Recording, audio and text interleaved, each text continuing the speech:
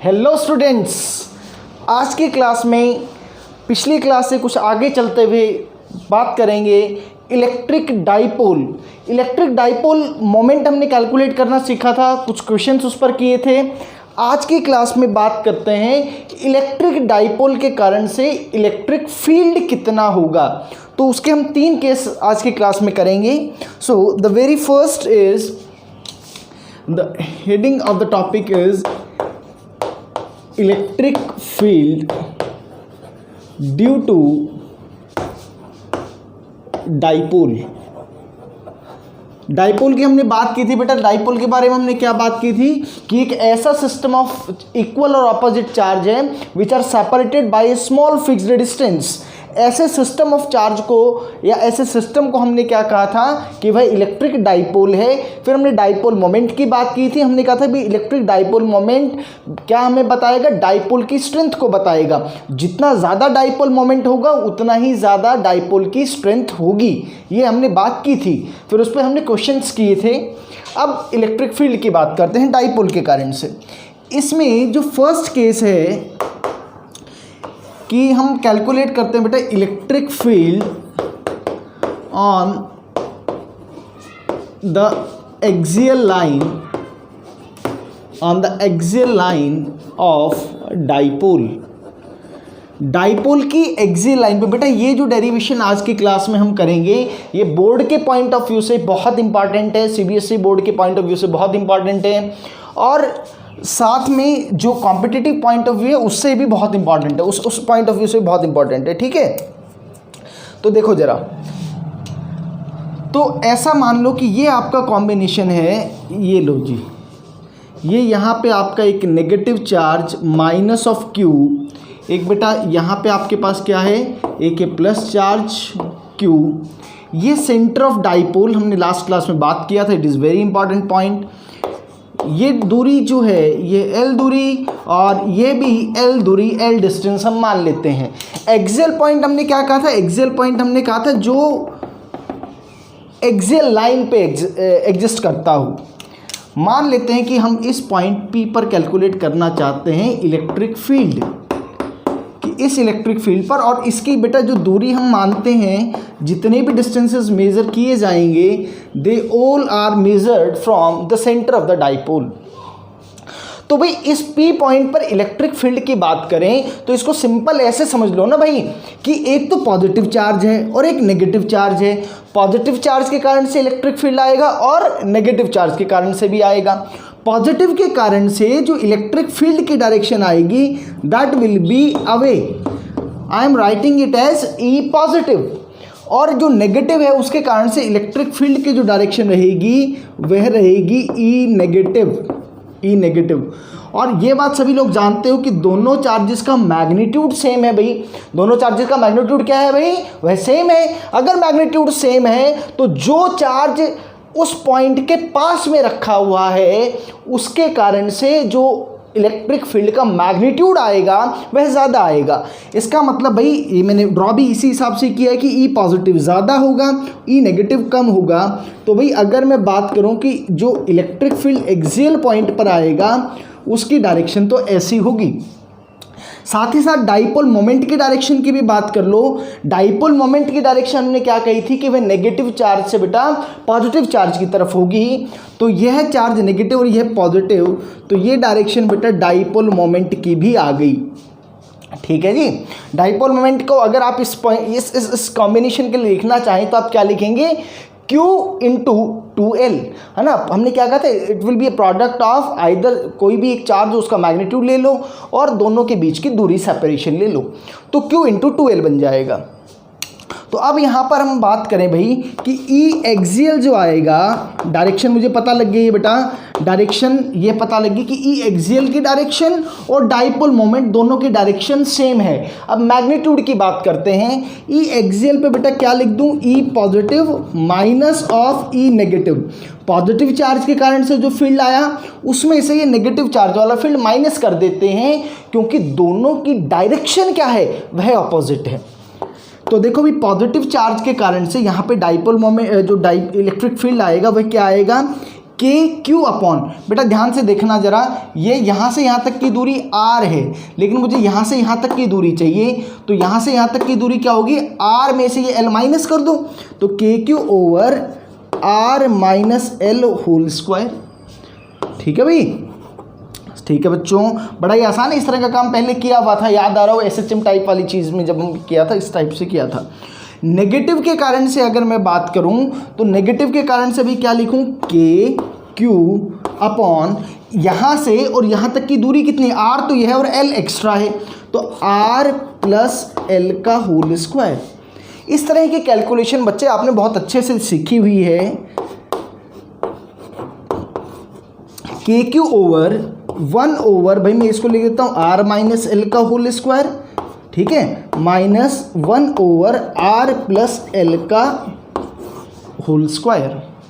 ठीक है, अब ये देखो यहाँ पे इसको सिंप्लीफाई कर लेते हैं। देखो कैसे सिंप्लीफाई करते हैं, देखो जरा ध्यान से, E axial will be equal to, भाई के क्यू तो कॉमन था ही था, ये वाला के क्यू अपॉन, भाई डिनोमिनेटर में क्या बन जाएगा, r माइनस एल का whole square, r plus l का होल स्क्वायर, और देखो ये जाएगा r प्लस एल का whole square minus of r minus l का होल स्क्वायर। ये कैलकुलेशन आ गई। ये बेटा हम जानते हैं कि a plus b whole square minus a minus b whole square, है ना। आप इसको मैं यहाँ पे लिख के बता देता हूँ कि याद भी रखना है आपको, a plus b whole square minus a minus b whole square, बेटा ये इक्वल होता है किसके, 4ab के।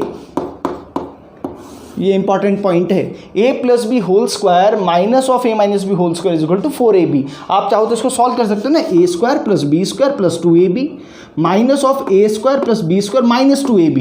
तो देखो a स्क्वायर ये वाला और b स्क्वायर ये वाला, तो वो इसको कैंसिल आउट कर देगा, 2ab प्लस 2ab 4ab हो जाएगा। ठीक है, तो ये क्या बन गया, के क्यू, तो भाई ऊपर तो क्या बन गया 4rl, और भाई ये क्या बन जाएगा, r माइनस ए माइनस बी इंटू ए प्लस बी, ए स्क्वायर माइनस बी स्क्वायर, तो r square minus l square की पावर 2, यह बन गया।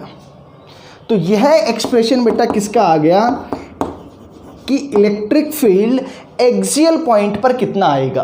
अब इसमें अगर क्या हो, इफ अगर क्या हो जाए, यानी कि शॉर्ट डाइपोल की बात करें, if r is much much greater than l, यह जो P पॉइंट की बात करें वो इससे काफ़ी ज़्यादा दूरी पर हो, ऐसा जो पॉइंट होगा, इस तरह का जो सिस्टम होगा बच्चों, उस सिस्टम को कहा जाएगा कि वह शॉर्ट डाइपोल है। कैसा डाइपोल है, वह शॉर्ट डाइपोल है। तो अगर r की वैल्यू बच्चों बहुत ज़्यादा हो गई l के रिस्पेक्ट में, तो इसका मतलब क्या हो गया कि भी r स्क्वायर तो बहुत ज़्यादा हो जाएगा l स्क्वायर के रिस्पेक्ट में, है ना। अगर उसका स्क्वायर और कर देंगे तो और ज़्यादा बड़ा हो जाएगा वो। तो इसका मतलब क्या हुआ कि वी कैन नेग्लेक्ट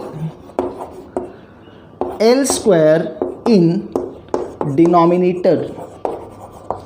ये जो डिनोमिनेटर जो आया ना भाई, ये एल स्क्वायर, ये यहाँ पे r square minus l square, इसके रेस्पेक्ट में ये फैक्टर तो बहुत छोटा है, तो इसको क्या कर सकते हैं, हम नेग्लेक्ट कर सकते हैं। बेटा एक बार ये नोट करो, मैं इस तरफ का रब कर रहा हूँ, जल्दी से नोट करो।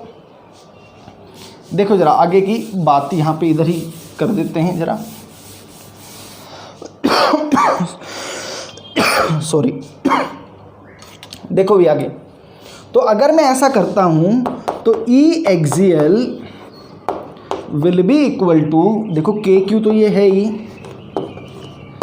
4rl डिवाइडेड बाय, भाई इसको नेग्लेक्ट कर दो तो r की स्क्वायर का स्क्वायर, r की पावर 4।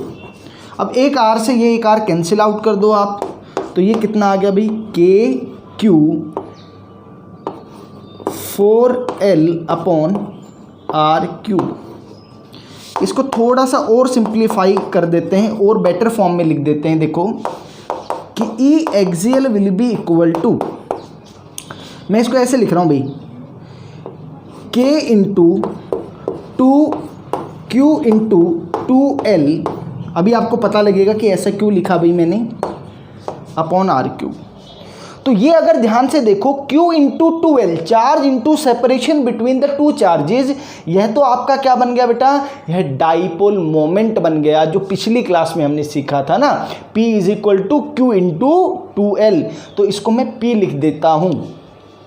होप इधर से सबने नोट कर लिया होगा भाई।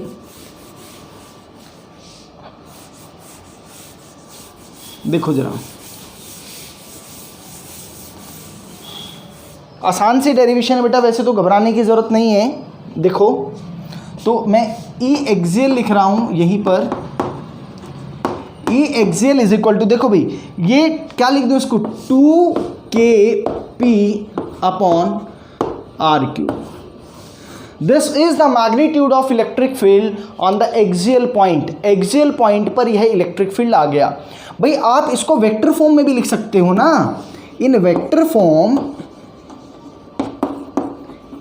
फॉर्म। देखो अभी तो हमने बात की कि भाई जो इलेक्ट्रिक फील्ड की जो डायरेक्शन आई और जो डाइपोल मोमेंट की डायरेक्शन आई, दोनों की डायरेक्शन बच्चों क्या है, दोनों की डायरेक्शन सेम है। सेम अगर डायरेक्शन है तो मैं ऐसे लिख सकता हूं इसको, E vector axial, E axial vector is equal to 2k P vector, क्योंकि ये डाइपोल मोमेंट एक वेक्टर क्वांटिटी है। This is a very important result बच्चों,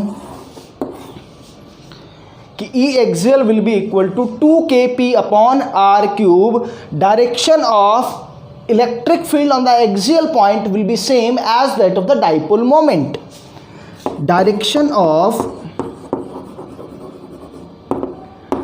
electric field on axial point of dipole is same as that of dipole moment। ये बच्चों बड़े काम की बात है। तो एक्सियल पॉइंट पर इलेक्ट्रिक फील्ड कैलकुलेट कर लिया, उसकी वैल्यू आई 2kp upon r cube. Axial point पर electric field is inversely proportional to r cube. जो एक्सियल पॉइंट पर इलेक्ट्रिक फील्ड की डायरेक्शन है वही डायरेक्शन डाइपोल मोमेंट की भी है। तो दोनों बेसिकली हम कह सकते हैं कि both electric field and dipole moment are parallel on the axial line. ठीक है बच्चों, तो यह हमने इलेक्ट्रिक फील्ड की कैलकुलेशन की है एक्सियल लाइन पे, डाइपोल की एक्सियल लाइन पर। ये एक बार नोट कर लो बच्चों। फिर अगला हम करेंगे जो परपेंडिकुलर बाइसेक्टर है, जिसको आप इक्वेटोरियल पॉइंट बोलते हो। स्क्रीन पॉज करके जल्दी से नोट करो, फिर मैं आगे करता हूं।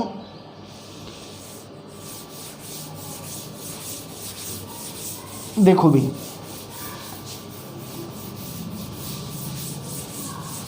तो इसमें 3 केस करने हैं बच्चों। हमने एक केस तो कर लिया है, 2 केस और करने हैं। जैसे ये हमने किया है, बड़े आसान तरीके से कर लिया इसको, कोई घबराहट वाली बात नहीं होनी चाहिए। साथ साथ अगर पढ़ते रहोगे, साथ साथ चीज़ों को रिवाइज करते रहोगे तो बड़ा मज़ा आएगा फिज़िक्स में, है ना।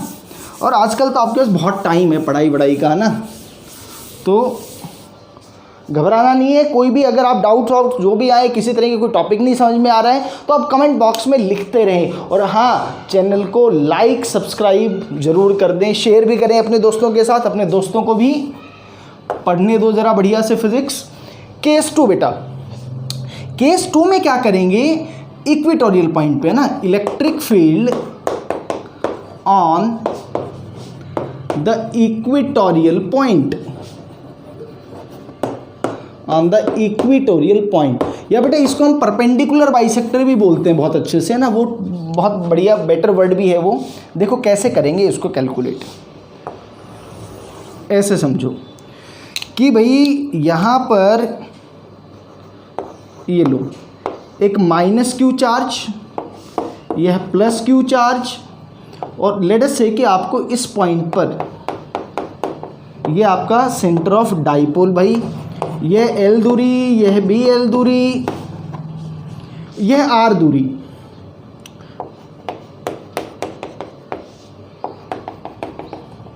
चलो, तो यह नेगेटिव चार्ज है। नेगेटिव चार्ज के कारण से इस P पॉइंट पर इलेक्ट्रिक फील्ड की डायरेक्शन तो क्या आएगी बेटा, वो तो टुवर्ड्स द चार्ज आएगी, ऐसे आएगी।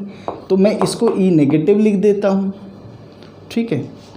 और इसके कारण से, या फिर इसको देखो, एक बात ये भी समझ लो कि इस पॉइंट पर अगर इलेक्ट्रिक फील्ड की बात करूं भाई मैं, तो इलेक्ट्रिक फील्ड इसके कारण से और इसके कारण से दोनों का मैग्नीट्यूड सेम है, क्योंकि दोनों का मैग्नीट्यूड ऑफ चार्ज भी सेम और दूरी भी बराबर है। तो मैं इसको ई लिख देता हूं, चलो। और यह जो पॉजिटिव चार्ज था इसके कारण से डायरेक्शन आएगी अवे, उसका मैग्नीट्यूड भी ई ही है, कोई दिक्कत नहीं है। मैं कहता हूं यह एंगल थीटा और यह एंगल भी थीटा। चलो और देखो जरा, यह एंगल थीटा, तो बेटा यह एंगल भी थीटा हो जाएगा, ये वर्टिकली ऑपोजिट एंगल है। अब क्योंकि यहाँ पर डायरेक्शन दोनों की अलग अलग है, तो बढ़िया तरीका क्या है कि हम दोनों जो वेक्टर्स हैं ये ई वाले, इनको दो परपेंडिकुलर कंपोनेंट्स में रिजॉल्व कर लेते हैं। यहाँ पर एक बात ये भी देखना बेटा, यहाँ पर डाइपोल मोमेंट की डायरेक्शन इस तरह से है, this will be the direction of dipole moment, this is the direction of dipole moment. तो इसको भी रिजॉल्व करोगे तो भाई ये इस तरफ क्या आएगा, यह आ जाएगा ई कॉस थीटा, और एक कंपोनेंट इसका इधर क्या आएगा भाई, ई साइन थीटा। सिमिलरली जब इसको रिजॉल्व करूंगा तो इसका एक कंपोनेंट ये क्या आएगा भाई, यह ई कॉस थीटा, और एक कंपोनेंट ई साइन थीटा। तो ई साइन थीटा जमा ई साइन थीटा वह 2 ई साइन थीटा हो गया। और भाई ये जो ई कॉस थीटा वाला जो कंपोनेंट है ये आपस में क्या कर गया, यह कैंसल आउट कर गया। तो कुल मिलाकर के क्या बात समझ में आई कि सर ये जो इक्वेटोरियल पॉइंट है, इक्वेटोरियल पॉइंट पर जो इलेक्ट्रिक फील्ड की डायरेक्शन आई वह ऐसे आई, इक्वेटोरियल पॉइंट पर। माने इक्वेटोरियल पॉइंट पर इलेक्ट्रिक फील्ड की डायरेक्शन और डाइपोल मोमेंट की डायरेक्शन एक दूसरे के ऑपोजिट है, वहां पर एंगल उन दोनों के बीच में 180 डिग्री आएगा, या आप बोल सकते हैं कि पाई एंगल आएगा। तो भाई मैं एक बात तो ये लिख दूं, डायरेक्शन तो पता लग गई है, अब मैग्नीट्यूड से मतलब है। तो E equatorial will be equal to बच्चों, that will be equal to 2 sine of theta. ठीक है, ये जो ई इलेक्ट्रिक फील्ड है भाई वो या तो इस चार्ज के कारण से मान लो या इस चार्ज के कारण से मान लो, एक ही आएगा, सेम ही आएगा। तो that will be equal to k q, ठीक है, के क्यू अपॉन बेटा ये वाली जो दूरी है ये आर, ये एल, तो ये डिस्टेंस कितना आ गया, under root of r square plus l square, और इसका स्क्वायर है तो r square plus l square. ये लो, इस वाले ट्राइंगल में बेटा साइन थीटा क्या होगा, perpendicular l upon hypotenuse under root of r square plus l square. ये बहुत इंपॉर्टेंट डेरिवेशन है बच्चों, जो आज की क्लास में हम ये डेरिवेशन कर रहे हैं, दोनों इंपॉर्टेंट डेरिवेशन है हर पॉइंट ऑफ व्यू से।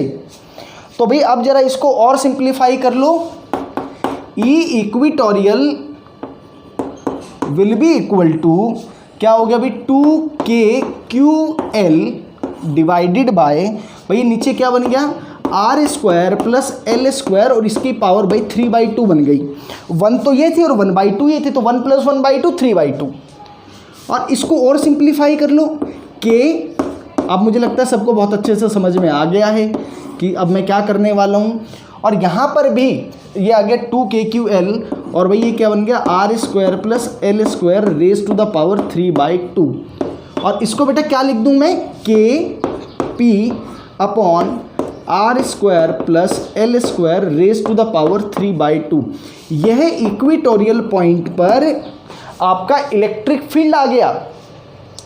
अब इसका स्पेशल केस क्या होगा बच्चा, short dipole. For short dipole के केस में क्या हो जाएगा कि जो एल स्क्वायर है that is much less than r square.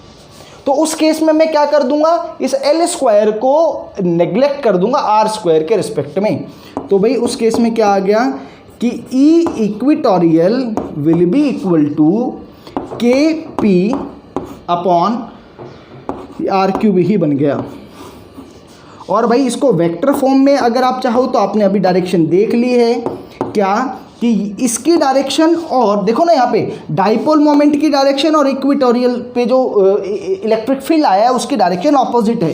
तो उसके लिए एक माइनस साइन में यहाँ पर लगा देता हूँ बच्चों, k vector p by r cube. ये भी एक इम्पॉर्टेंट रिजल्ट आ गया। तो यहाँ से मुझे क्या बात समझ में आ गई कि भाई जो इलेक्ट्रिक फील्ड और डाइपोल मोमेंट की इस केस में जो डायरेक्शन आएगी वह डायरेक्शन एक दूसरे के ऑपोजिट होगी और एंगल वहाँ पर 180 डिग्री होगा। एक और ख़ास बात मुझे समझ में आई इन टर्म्स ऑफ मैग्नीट्यूड कि इक्वेटोरियल का जो मैग्नीट्यूड आया है वह एक्सियल पॉइंट के रिस्पेक्ट में, अगर सेम ही दूरी पर अगर बात करें तो बेटा वो क्या आया है, वह हाफ आया है एक्सियल पॉइंट के रिस्पेक्ट में। ये सभी बातें भी मैं लिखवा रहा हूँ, एक बार ये डेरिवेशन आप नोट करें, फिर मैं 2-3 बातें मैं लिखवाता हूँ, ज़रा नोट करो जल्दी से। देखो अब देखो भी, देखो जल्दी से। ये अगर साथ साथ करते रहोगे तो आपको किसी तरह की कोई दिक्कत, किसी तरह की कोई तकलीफ़ नहीं होगी, है ना। साथ साथ करते रहो। देखो क्या क्या बात, जो काम की बात हैं वो मैं आपको नोट करवा रहा हूँ, पॉइंट्स नोट करिएगा। पहली बात तो यह आई कि direction of electric field axial and dipole moment is same आई। तो बेटा इसका मतलब वहाँ पर उन दोनों के बीच में थीटा की वैल्यू को मैं क्या लिख सकता हूँ, वह 0 डिग्री लिख सकता हूँ। अगली बात क्या लिख सकता हूँ कि direction of E equatorial and dipole moment is opposite,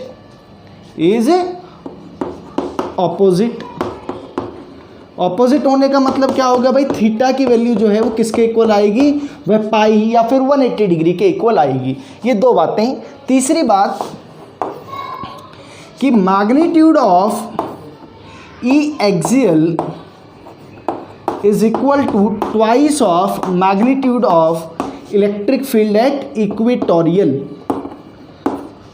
यहाँ पे ध्यान रखना है 4 सेम आर की वैल्यू बेटा दोनों केस में अगर सेम है तो ये बात मैं कर रहा हूँ। आप ऐसे भी लिख सकते हैं, देखो कैसे, कि ई वेक्टर एक्सियल फॉर्म में बेटा will be equal to twice of equatorial. ये माइनस का साइन इसलिए लगाया है क्योंकि वेक्टर फॉर्म में ये डायरेक्शन ऑपोजिट है।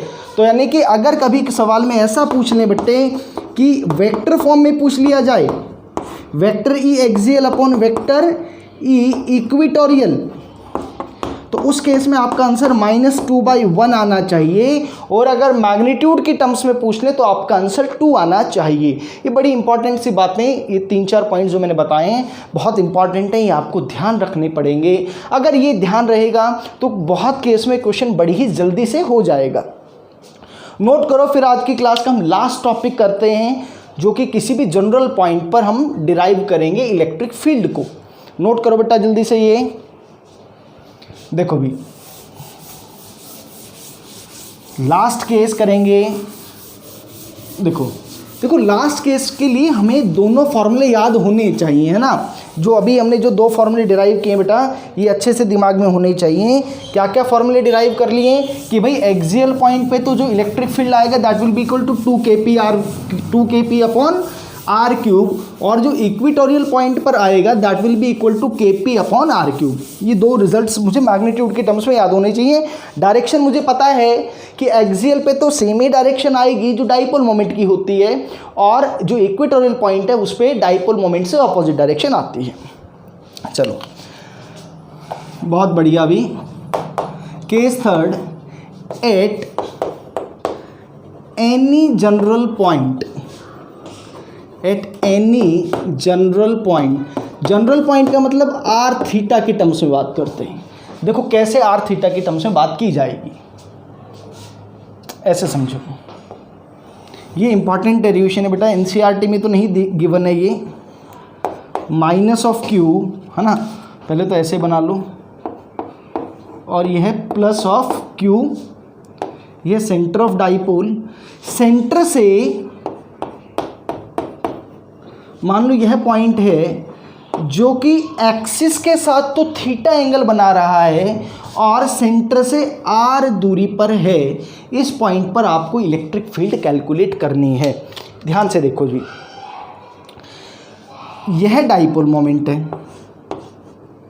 ये आपका डाइपोल मोमेंट P है। तो भाई डाइपोल मोमेंट बच्चों कैसे क्वांटिटी है, वो वेक्टर क्वांटिटी है। अब किसी भी वेक्टर को हम क्या कर सकते हैं, दो कंपोनेंट्स में तोड़ सकते हैं, दो कंपोनेंट्स में तोड़ सकते हैं। तो मैं कहता हूँ इस P को एक कंपोनेंट तो ये तोड़ लो और दूसरा इसके परपेंडिकुलर तोड़ लिया जाए। तो यानी कि यह जो डाइपोल आया बेटा, ये तो P cos थीटा आ गया और यह वाला जो डाइपोल आया वह P sin थीटा आया। This is the very important step of this derivation. सबसे इंपॉर्टेंट स्टेप है बच्चे कि जो डाइपोल मोमेंट है वह डाइपोल मोमेंट कैसी क्वांटिटी है, वह एक वेक्टर क्वांटिटी है। और वेक्टर क्वांटिटी को हम क्या कर सकते हैं, किन्हीं भी दो परपेंडिकुलर एक्सिस के अलोंग रिजॉल्व कर सकते हैं। अब वो जो आपने दो कंपोनेंट्स रिजॉल्व किए हैं वो अपने आप में भी वेक्टर क्वांटिटी है ना। किसी भी वेक्टर को अगर आप रिजॉल्व करोगे तो वो जो रिजल्टेंट क्वांटिटी आएगी वो भी क्या आएगी, वो भी एक वेक्टर क्वांटिटी आएगी। मान लेते हैं कि यह पॉइंट का नाम कुछ m है। अब बड़ा ध्यान से देखना, मैं कुछ कुछ पॉइंट्स लिखवा रहा हूं। Dipole moment P can be resolved into two perpendicular components। क्योंकि ये एक वेक्टर क्वांटिटी इसलिए दो परपेंडिकुलर कंपोनेंट्स में तोड़ सकते हैं। वो हमने बेटा क्या क्या कंपोनेंट्स तोड़ लिए, एक तो P cos थीटा तोड़ लिया और जो दूसरा कंपोनेंट आया वह आपका कंपोनेंट आया P sin थीटा। एक कंपोनेंट आया P cos थीटा, दूसरा कंपोनेंट क्या आया P sin थीटा। ये अब आगे की बात देखो जरा ध्यान से, दो कंपोनेंट आ चुके हैं, एक P cos थीटा आ गया और एक P sin थीटा आ गया। अब एक बात और देखो ध्यान से कि बेटा अगर P cos थीटा के पॉइंट ऑफ व्यू से देखा जाए, आप एक बात सोचो कि P cos थीटा एक अलग डाइपोल है और P sin थीटा एक अलग डाइपोल है। P cos थीटा जो डाइपोल है उसके रेस्पेक्ट में m पॉइंट उसी के एक्सिस पर लाई करता है। समझ में आ रहा है, ये बात लिखवा रहा हूं। Point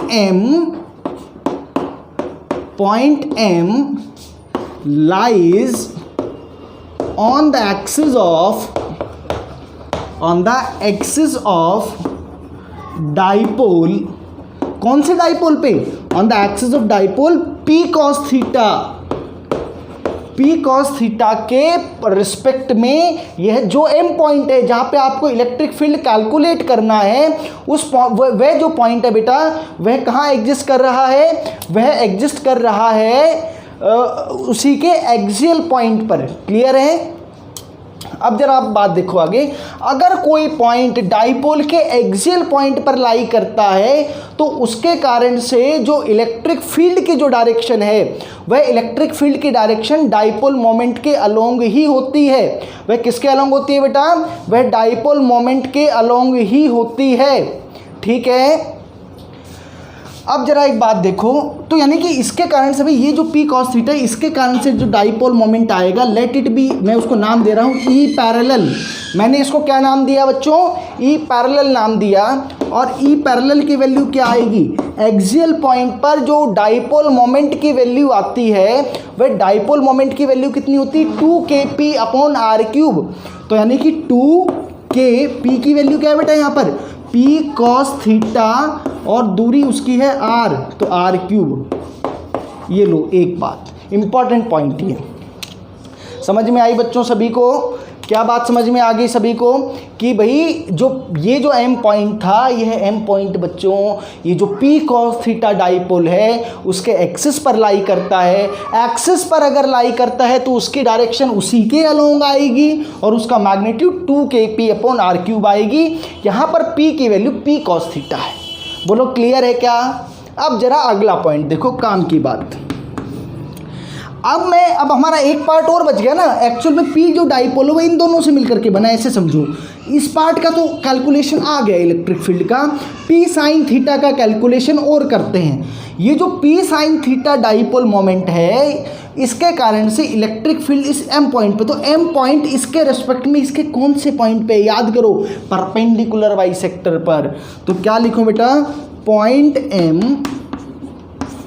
lies on the equatorial of dipole, on equatorial of dipole. कौन सा डाइपोल भाई, पी साइन थीटा। और अगर वह इक्वेटोरियल पर लाई करता है तो इस पॉइंट पर इलेक्ट्रिक फील्ड की डायरेक्शन इससे ऑपोजिट आएगी, वो ऐसे आएगी भाई, यह ई परपेंडिकुलर, यह ई परपेंडिकुलर। बोलो इतनी बात क्लियर है क्या? अब देखो भाई, तो यानी कि मैं ई परपेंडिकुलर कैसे लिखूं भाई, E perpendicular will be equal to K P. P क्या है भाई यहाँ पर, पी साइन थीटा, और जो दूरी है वह आर थी तो वह आर क्यूब आ गया, ये लो। तो यानी कि एम पॉइंट पर जो इलेक्ट्रिक फील्ड आ रहा है इस डाइपोल के कारण से, उसके दो कंपोनेंट हैं, एक पैरेलल कंपोनेंट आ गया भाई और एक परपेंडिकुलर कंपोनेंट आ गया। उन दोनों का मैग्नीट्यूड मैं निकाल चुका हूं, डायरेक्शन मुझे पता लग गई है। अब इन दोनों का सिर्फ वेक्टर सम करना बाकी है। ये नोट करो, फिर इसको आगे करता हूं बेटा, जल्दी से नोट कर लो। देखो भी आगे, ये डायग्राम की तो हमें ज़रूरत पड़ेगी, मैं इसको अब नहीं कर रहा हूँ। देखो, तो अब देखो, तो यानी कि जो आपका जनरल पॉइंट आया था, इस जनरल पॉइंट पर इलेक्ट्रिक फील्ड की बात करें तो भाई क्या आएगा, ई नेट और E at M will be equal to vector sum of E parallel plus E perpendicular, इन दोनों का वेक्टर सम। और ये दोनों में एंगल कितना है भाई, वह 90 डिग्री है। तो इन दोनों का जो रिजल्टेंट आएगा वह ऐसे आएगा, यह ई नेट आएगा। और मान लेते हैं ये एंगल क्या होगा बेटा, एल्फा। और ध्यान से देखना, यह इसके पैरेलल है, ये एंगल थीटा, तो यह एंगल भी थीटा, ये पॉइंट एम है, यह एंगल थीटा। और एल्फा वह एंगल है जो net electric field E parallel के साथ बना रहा है। ठीक है, तो पहले तो मैं मैग्नीट्यूड लिख देता हूं भाई, E M that will be equal to under root of E parallel का स्क्वायर प्लस ई परपेंडिकुलर का स्क्वायर, है ना। दो वेक्टर्स ए और बी अगर 90 डिग्री पे काम करें तो उनका resultant root of a square plus b square होता है। देखो भी अब आगे, ई एम, बस मोस्ट ऑफ द पार्ट ये हो चुका है भाई, अब बस इसके एंडिंग की ओर है। देखो ई पैरेलल याद करो, ई पैरेलल हमने क्या लिखा था, 2k p cos थीटा, है ना। अपनी नोटबुक में साथ साथ आप देखते भी रहना भाई, आर क्यूब साथ साथ नोट भी करते ना, इसका स्क्वायर प्लस ये क्या लिखा था, K P sine theta upon are cube, और भाई इसका स्क्वायर। ठीक है, अब देखो इसका मैग्नीट्यूड, माने कि एम पॉइंट, जनरल पॉइंट पर बात कर रहे हैं भाई। तो भाई स्क्वायर है, तो ध्यान से देखो, के पी का स्क्वायर तो बाहर आएगा, तो के पी और ये आर क्यूब, और अंदर रूट में क्या बच गया, 2 cos थीटा का स्क्वायर, तो वह क्या बन गया 4 cos स्क्वायर थीटा, और यहाँ साइन थीटा का स्क्वायर, तो ये बन गया साइन स्क्वायर थीटा। ठीक है, अब भाई यहाँ से अगर एक cos स्क्वायर थीटा में इसको साथ जोड़ दूँ तो वह 1 बन जाएगा ना, sine square theta plus cos square theta. तो इसको ऐसे लिख दूँ, K P upon are cube under root of, ऐसे लिख दो, चलो एक स्टेप और एक्स्ट्रा कर देते हैं आपके लिए, 3 cos स्क्वायर थीटा प्लस, भाई मैं एक साइन एक cos स्क्वायर थीटा यहाँ इसके साथ लिख लिया मैंने, ये लो, और यह फैक्टर होता है 1।